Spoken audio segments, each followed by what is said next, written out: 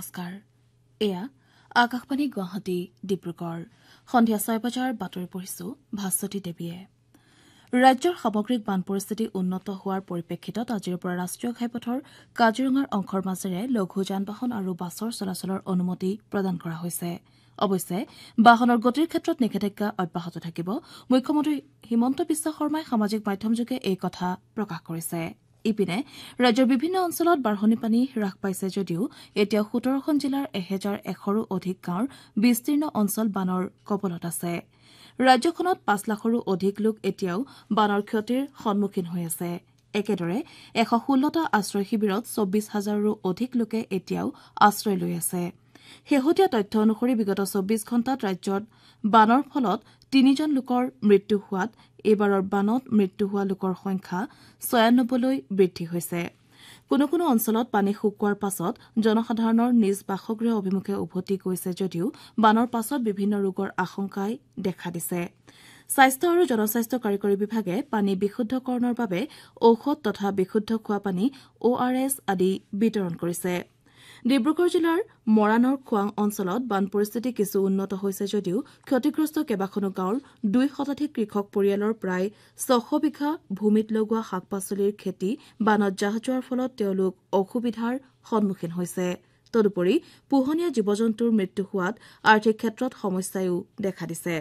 ইপিনে ভাৰতীয় বতৰ বিজ্ঞান কেন্দ্ৰই জনোৱা আগলি বতৰা অনুযায়ী অসমকে ধৰি দেশৰ ১৯খন ৰাজ্যত আজিৰে পৰা অহা ৪ দিন পৰ্যন্ত ধাৰাসাৰ বৰষুণ হোৱাৰ সম্ভাৱনা আছে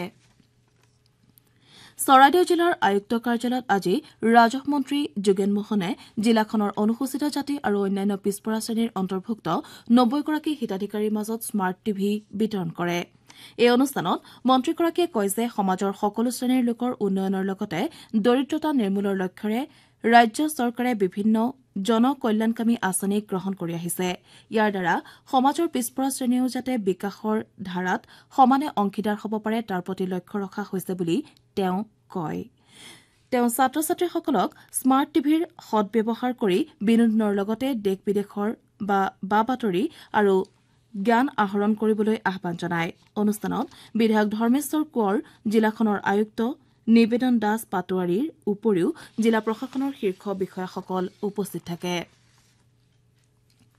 ৰাজ্য চৰকাৰৰ অন্ন সেৱা দিন আঁচনিৰ অধীনত যোৰহাট জিলাৰ তিতাবৰ আৰু মৰিয়নীত কাৰ্যবাহী দণ্ডাধীশসহ খাদ্য ৰাজহুৱা বিতৰণ আৰু উপভোক্তা বিভাগৰ বিষয়াই সুলভ মূল্যৰ দোকান পৰিদৰ্শন কৰে সুলভ মূল্যৰ দোকানীয়ে হিতাধিকাৰীসকলক উপযুক্ত পৰিমাণৰ খাদ্যবস্তুৰ যোগান ধৰা সন্দৰ্ভত সবিশেষ জনোৱাৰ বাবে বিষয়াসকলে দোকানসমূহ পৰিদৰ্শন কৰে